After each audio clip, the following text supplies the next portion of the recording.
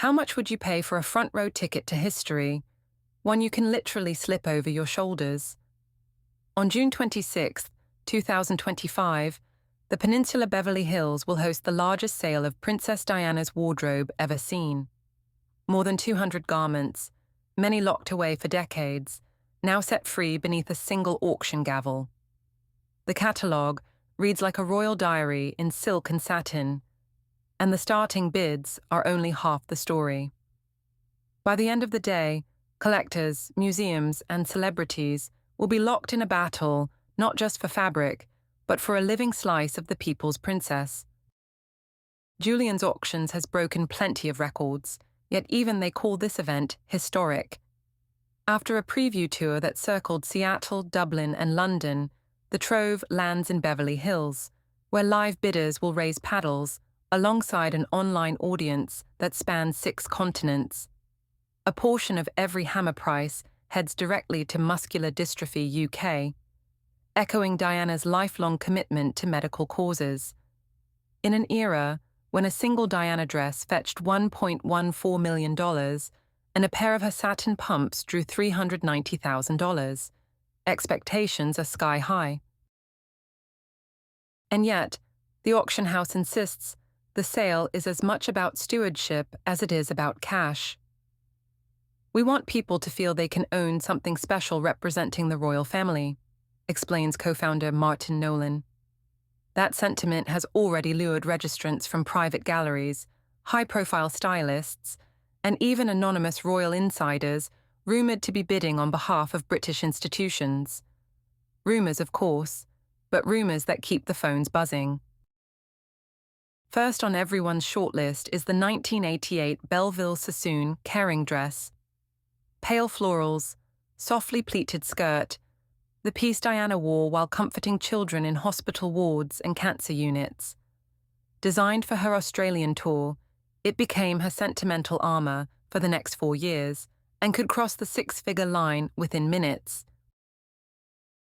Next comes the yellow Bruce Oldfield Ascot ensemble from 1987, immortalised in photographs where Diana laughs with Sarah Ferguson as the Queen Mother looks on. Even those who can't remember the races recognise the sunshine-bright silhouette, its fandom in one snapshot.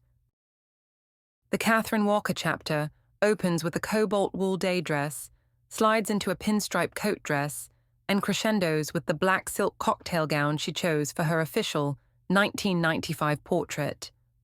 But the catalogue isn't all pomp and pageantry. Diana's off-duty British Lung Foundation sweatshirt, the baggy navy pullover she paired with cycling shorts outside the Chelsea Harbour Club, carries an estimate that's tripled since preview week. Then, there's the fire engine red Closter ski suit, a paparazzi legend in its own right, still lined with heat map memories of Swiss slopes and flashbulbs. And collectors are hungry for more than nostalgia. They're chasing bragging rights. Diana Premium is now an auction house term of art.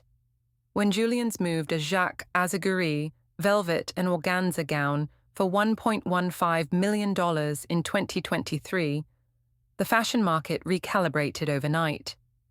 Analysts note that anything tied to her 1990s reinvention, post-divorce, post-Fergie era, commands an extra surge. Private equity funds, once focused on masterpieces and vintage Ferraris, have begun diversifying into couture. One London consultant told Tatler that garments with a strong photo archive build iconic asset liquidity, a fancy way of saying they resell easily at dizzying profit. Whispers swirl around who will pounce this time. Kim Kardashian, who paid 6 figures for Diana's Atala cross necklace in 2023, is reportedly eyeing at least one Walker piece, though her camp declines comment. Royal watchers wonder aloud whether a certain streaming giant might acquire outfits for a yet-to-be-announced docuseries. None of this is confirmed, but every unverified leak sends pre-bids climbing. Not everyone cheers at the thought of royal relics disappearing into climate-controlled closets. Some British cultural historians argue the collection belongs in national museums, available to the public, not traded like blue-chip stocks. Comment threads bristle with accusations of commercializing grief.